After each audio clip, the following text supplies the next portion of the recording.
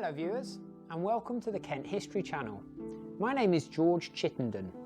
I'm a national award-winning tour guide, historian and novelist. As a writer, I find our county's history fascinating, and I never have to look very far to find inspiration for a good story. So in today's 10-minute episode, I'm going to tell you the most amazing story that I've ever heard.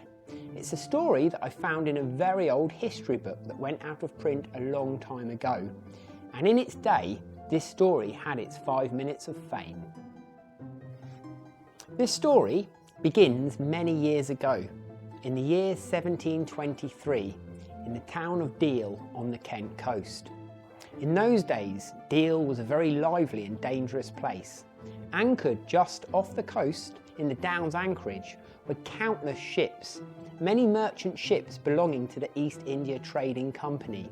They were returning from long voyages overseas and waiting to enter the Thames estuary.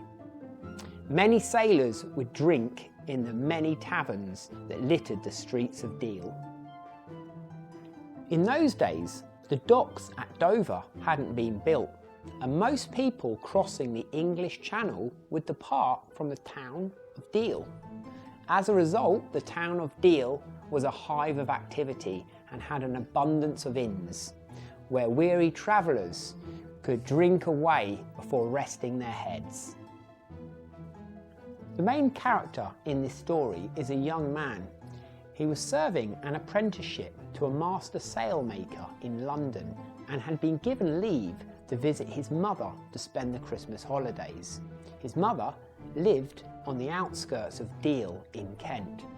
After a long day travelling down from London, he arrived in the town of Deal feeling exhausted and knew he could not travel any further that day.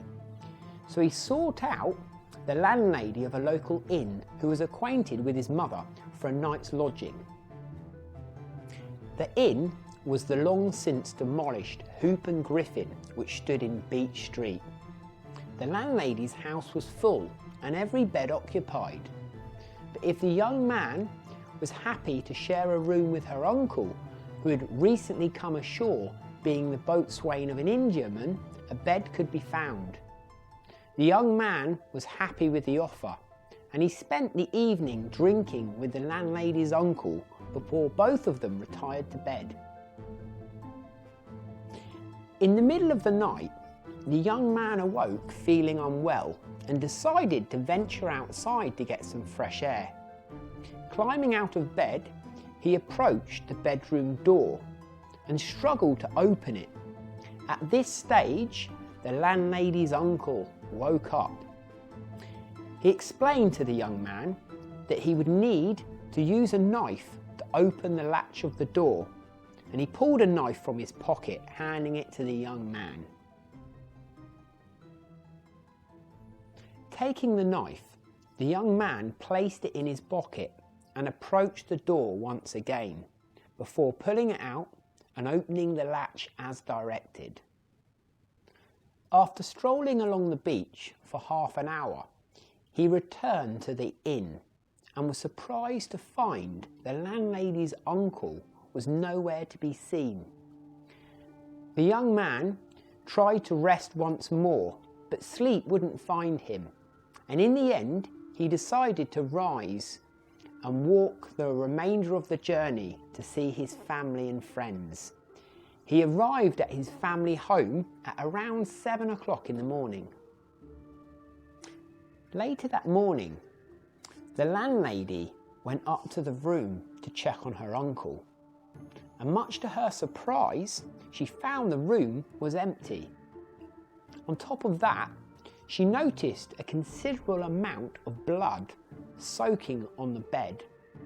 On closer examination, she discovered a trail of blood leading out of the room, down the stairs and into the courtyard. Suspicion soon fell on the young man that he'd murdered her uncle and dragged the body up to the beach and thrown it in the sea. A warrant was issued, and later that day, the town's magistrate arrested the young man at his family home. On examination, blood was found on his clothing, and in his pocket was a knife and a remarkable silver coin that the landlady swore belonged to her uncle and was in his possession on the night he retired to bed with the young man. On these strong circumstances, the young man was found guilty. He argued in his defence that he couldn't account for the blood on his clothing, nor could he account for the landlady's uncle's property in his possession. The certainty of the older man's disappearance, the blood leading out into the street being traced from the bedroom, were clear signs of murder. The judge was so certain the young man was guilty, he sentenced him to be hung 3 days after the trial. When the rope was placed around the young man's neck, he pleaded his innocence to the crowd, and many pitied him. However, none doubted the justness of his sentence. In my opinion, this is when this story starts to get interesting. In those days, executioners were not so expert at their trade, nor were drops and platforms introduced. The young man was very tall, and as he hung suspended, his feet occasionally touched the ground. On top of that, several members of his family managed to offer him some support as he was suspended. After being cut down, his family quickly bore his body away in a coffin, and after a few hours, animation was restored and the youth was saved. His family insisted that he leave the town of Deal never to return. Of course, as you can imagine, the young man was completely terrified. Under the cover of darkness, the young man left the town of Deal that very night.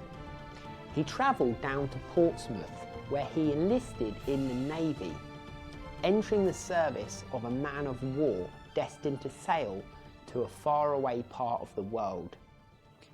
He used a fake name and disguised his person, and as a result, his identity was never discovered. After several years in service, his exemplary conduct was the result of his quick promotion through the lower grades, eventually becoming a master's mate. When his ship was paid off in the West Indies, he, alongside several other members of the crew, were transferred to another man of war.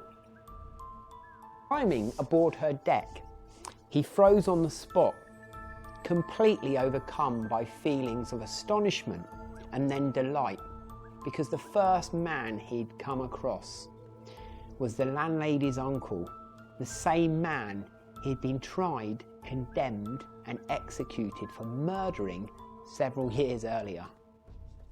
So, a conversation between the two men that fate had entwined began. A conversation that would explain all the mysterious circumstances. It came to light that on the day of the young man's arrival in the town of Deal several years earlier, the landlady's uncle had been bled for a blood condition by a local barber. When the young man had risen in the night and ventured out for a walk along the beach, the landlady's uncle realised that the stitching had come loose, hence the blood on the bed. Alarmed and in need of the wound being restitched, the landlady's uncle climbed out of bed, ventured down the stairs across the street to visit the barber, at which point he was set upon by a Royal Navy press gang. They dragged him to a rowing boat on the beach, and within 5 minutes he was on board a Royal Navy frigate anchored in the Downs.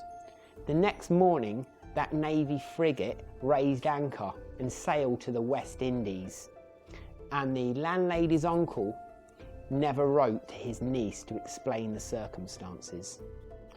The silver coin that had been found in the young man's possession could only be accounted for by conjecture that when the older man had handed him the knife, the silver coin was stuck in between the blade and the handle. When the young man had placed the knife in his pocket and approached the bedroom door, that silver coin had become unstuck, and in the end had been the strongest evidence against him. After several years serving together on the same ship, the two men returned to the town of Deal great friends. They sought out the magistrate, the judge and the jury that had tried the case. The younger man explained that years earlier he'd been executed for murdering the man at his side. Yet he was innocent and both men were alive to tell the tale. Finally, the young man's innocence was restored. I hope you've enjoyed this week's episode. Feel free to subscribe to Kent History Channel on YouTube and follow us on Facebook. I look forward to seeing you all next week.